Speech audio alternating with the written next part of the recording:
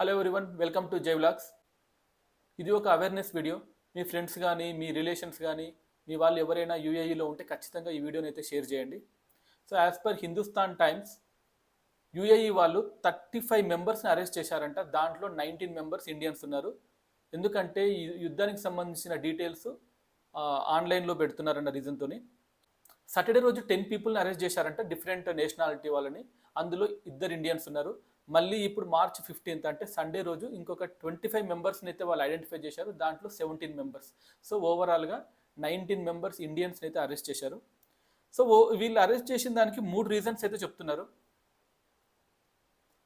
ఫస్ట్ది 3 categories of violation. Okay, so first వచ్చేసి clips of missiles passing through the air space.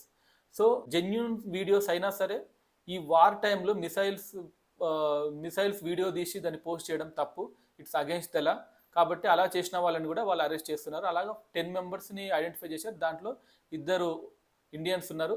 So UAE అధికారులు చెప్పేదాన్ని బట్టి చూస్తే వీళ్ళు ఆల్రెడీ మల్టిపుల్ వార్నింగ్స్ కూడా ఇచ్చారంట ఈ మెంబర్స్కి. బట్ తర్వాత కూడా రిపీటెడ్గా వైలేట్ చేస్తున్నందుకు వాళ్ళని అయితే అరెస్ట్ చేశారని చెప్తున్నారు.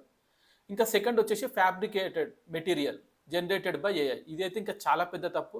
చాలామంది ఏఐ జనరేటెడ్ వీడియోస్ని అది రియాలిటీ ఉందా లేదా అని చూడకుండా ఎక్కడెక్కడో వచ్చిన వాటిని అయితే షేర్ చేసేస్తున్నారు గ్రూప్స్లో కానీ సోషల్ మీడియా సైట్స్లో. అది చాలా పెద్ద మిస్టేక్ అయిపోతుంది. ఇలాంటి వార్ టైంలో ఎస్పెషల్లీ యూఏఏ లాంటి స్ట్రిక్ట్గా రూల్స్ ఉండే కంట్రీలో ఇలాంటి పనులు అయితే అసలు చేయకూడదు.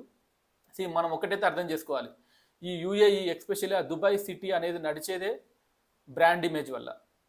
వాళ్ళకి ఇప్పుడు ప్రజెంట్ ఉన్నది పెట్రోల్ కాదు వాళ్ళ మెయిన్ సోర్స్. వాళ్ళకు ఉన్నదంతా టూరిజం అండ్ ఆ బ్రాండ్ ఇమేజ్.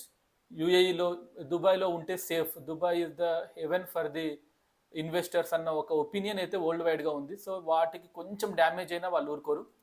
అందులోనూ మనకందరికీ తెలిసిందే యూఏఈలో లాస్ ఎంత స్ట్రిక్ట్గా ఉంటాయని. కాబట్టి ఎవరైనా మన వాళ్ళు ఉంటే డెఫినెట్గా చెప్పండి, ఎటువంటి వీడియోస్ పోస్ట్ చేయొద్దు వార్కి సంబంధించింది. సో ఇంకా థర్డ్ కేటగిరీ వచ్చేసి ప్రైజింగ్ హాస్టైల్ స్టేట్స్. సో ఏదైనా ఒక ప్రొపగండా బిల్డ్ చేయడము, కావాలని ఒకరిని కించపరచడం, లేదంటే ఒకరిని కావాలని హైలైట్ చేయడము.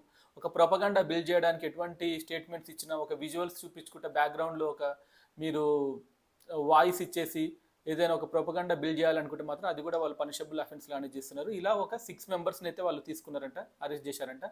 దీంట్లో వాళ్ళు చెప్పేదాని ప్రకారం చూస్తే మినిమం 1 ఇయర్ అయితే జైలు శిక్ష కంపల్సరీగా ఉంటుందంట. సో జాగ్రత్త పడండి. ఈ ప్రొపగండా బిల్డ్ చేస్తున్న వాటిలో 6 మందిలో 5 మంది ఇండియన్స్ అంటే ఒక్కడు పాకిస్తానీ అంటే మన వాళ్ళకి ఈ పిచ్చి ఎక్కువైంది. మనకు సంబంధం లేని దాంట్లో మనం అనవసరంగా ఇన్వాల్వ్ అయ్యి ఇలాంటి అనవసరమైన ప్రాబ్లమ్స్ అయితే క్రియేట్ చేసుకుంటున్నాం.